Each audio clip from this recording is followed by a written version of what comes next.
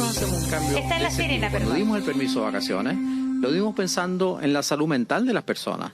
Personas que viven en otras regiones, en departamentos de 40 metros cuadrados, con 4 niños, con 3 niños, con un calor insoportable, tienen derecho también a salir. Ahora, yo agradezco la solidaridad de la región de Coquimbo al recibir a esas personas. Eso es hermoso, es parte de la convivencia que debe existir en el país.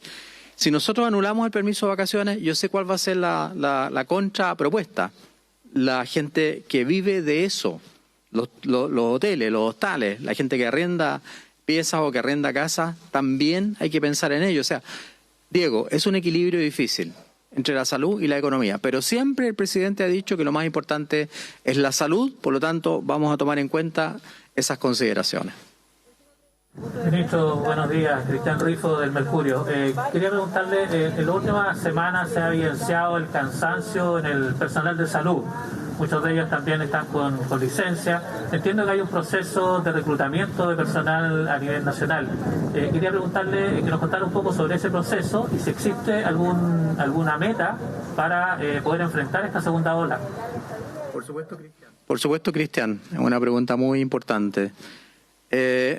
El Ministerio tiene 2 subsecretarías, la Subsecretaría de Salud Pública, que se encarga de todo el tema de testeo, trazabilidad, aislamiento, en fin, la doctora Paula Daza, y el subsecretario de Redes, el doctor Uduñac.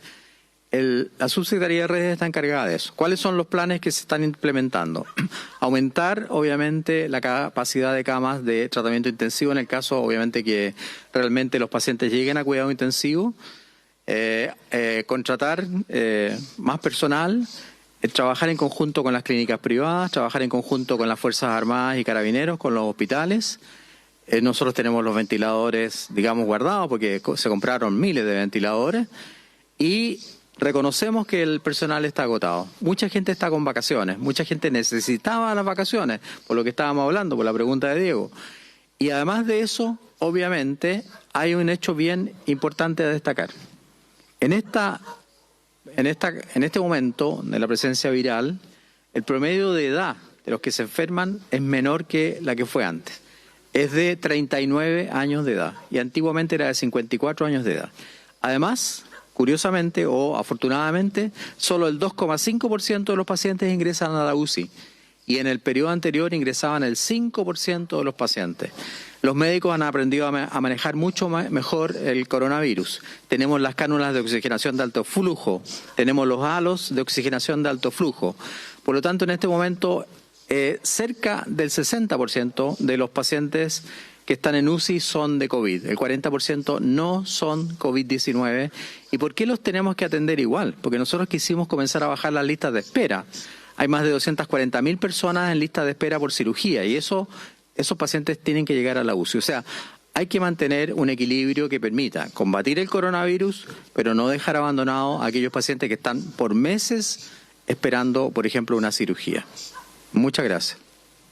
Carolina Vera, que es una de nuestras periodistas. Muchas gracias a todos y a todas. Gracias a la prensa, gracias a las radios que nos han ayudado a transmitir esta conferencia de prensa. La función de la prensa es fundamental para nosotros. Muchas gracias y que tengan un buen día. Importantes palabras del ministro de Salud. Si bien aún no se anuncian cuarentenas, sigue sosteniendo que el permiso de vacaciones no se va a alterar. Está en La Serena y justamente hace un gesto a todos los empresarios gastronómicos, hoteleros, señalando que suspender el permiso de vacaciones sería sumamente grave para ellos. Así que hay algo de información, estamos a la espera de la información de cuarentena. Seguimos con el doctor Rivera y viendo lo que pasa también en Puente Alto. El tema del Banco Estado, informe del MinSal. Todo eso a la vuelta de la pausa. Seguimos monitoreando la situación. Lucho Galde en el terminal de buses, Rafael Cavada en Puente Alto, Juan Pablo Queraltó en Maipú. Doctor Rivera, el ministro de Salud acaba de descartar que se pueda eliminar el permiso de vacaciones. Un punto de prensa que lo hizo desde La Serena. ¿Qué opina usted? Yo creo que tienen que tomarse medidas en términos de tratar de solucionar los problemas secundarios que producen las vacaciones. O sea, si esta medida de vacaciones se mantiene, uno podría estar absolutamente de acuerdo siempre y cuando todas las otras externalidades se solucionen. ¿Qué es lo que hemos estado conversando? Hacer un análisis muy crítico, muy analítico de dónde se está yendo a las vacaciones. Los funcionarios policiales saben exactamente por los permisos dónde va la gente. Por lo tanto, en esos lugares llevar el máximo de inspectores sanitarios, llevar el máximo de controladores, colocar trazadores de PCR, trazadores de trazabilidad, es decir, diagnóstico preciso, diagnóstico adecuado, diagnóstico rápido, aislamiento y trazabilidad. Y la medida de tratar de solucionar, o sea, mejoremos la cosa mental, estoy de acuerdo, pero no queremos que se nos muera tanta gente. Cuando el ministro lamentablemente dice caen solamente 2,5, pensemos que si esta cosa sigue aumentando, que pensemos en tener 9.000 personas, 2,5 no son poca gente, y pensemos en la letalidad, que por muy baja que sea, si hay una gran cantidad de gente hospitalizada en UCI, no solamente se mueren, quedan con grandes deficiencias musculares, respiratorias, etcétera. Entonces, tratemos de prevenir. De acuerdo, sigamos con las vacaciones, pero tomemos todas las precauciones para tratar de solucionar los problemas que sabemos que ocurren y que lo estamos viendo. Si no lo vemos, significa que estamos ciegos. ¿Es factible PCR interregional? Estamos con capacidad para eso, ¿no? Además de factible, ¿lo encontraría bueno, Doc? A ver, lo que pasa es que hemos dado clase al mundo respecto a tener una cantidad de PCR por número de habitantes de forma importante. Hemos llegado a 60.000 PCR. Lamentablemente, la PCR, si bien es cierto, es muy sensible, depende mucho cuando se tome. Una persona que se hace una PCR, es cierto, significa que probablemente no tenga el virus, pero no sabemos qué va a pasar con su estadía en las vacaciones, porque mucha gente piensa que tomarse la PCR significa libertad absoluta para hacer de todo. Es que eso es lo que pero pasa. Por lo entonces, menos que no lleve el virus al balneario. Claro, eso es lo que pasó en Cachagua, que no había un caso y llegaron y se contagiaron y está lleno de casos, pues. Pero eso no se habría solucionado con hacer el PCR, porque usted ve que había gente con PCR positivo que estaba allá, pero mucha gente que estaba sin PCR positivo y se contagiaron. O sea, lo que hay que hacer, esto tiene que ir acompañado de una necesaria fiscalización, de ver dónde están los focos. Es como se hacen todas las tragedias, todo el triage, que es saber dónde está el conflicto, dónde está el núcleo. Los epidemiólogos saben muy bien, cuando se descubrió el cólera, se empezó a hacer todo un estudio, ver dónde eran los máximos contagiados, y se vio que era un pozo de agua, estaba en medio de Londres, ¿no es cierto? Esos estudios se pueden hacer, es decir, dónde está el máximo contagio, y ahí poner todos los recursos, ahí probablemente hacer PCR, etcétera, hacer todas las cosas adecuadas, pero no al libre albedrío, vacaciones, libertinaje, etcétera, etcétera. Ya, es decir, a ver, doctor, una cosa, dentro de la conferencia de prensa del ministro París, señaló que las cifras en la región metropolitana son bastante alentadoras. Y eso ha pasado en los últimos días. Parece ser que la cifra en las comunas de la región metropolitana, excepto algunas que están más críticas, pero en general no serían tan malas como las que están ocurriendo en Antofagasta, en Puerto Montt, para qué decir Punta Arenas. Y eso quizás estaría ameritando que no se decreten cuarentenas todavía en la región metropolitana, según las informaciones entonces parciales que se están dando hasta el momento. Usted coincide conmigo, yo ayer miraba las cifras de la región metropolitana y no estaban tan malas o tan malas como se proyectaban hace 7 días atrás, por ejemplo. Pero están mucho más malas que hace un mes. Ah, totalmente. Mucho más malas que hace 15 días.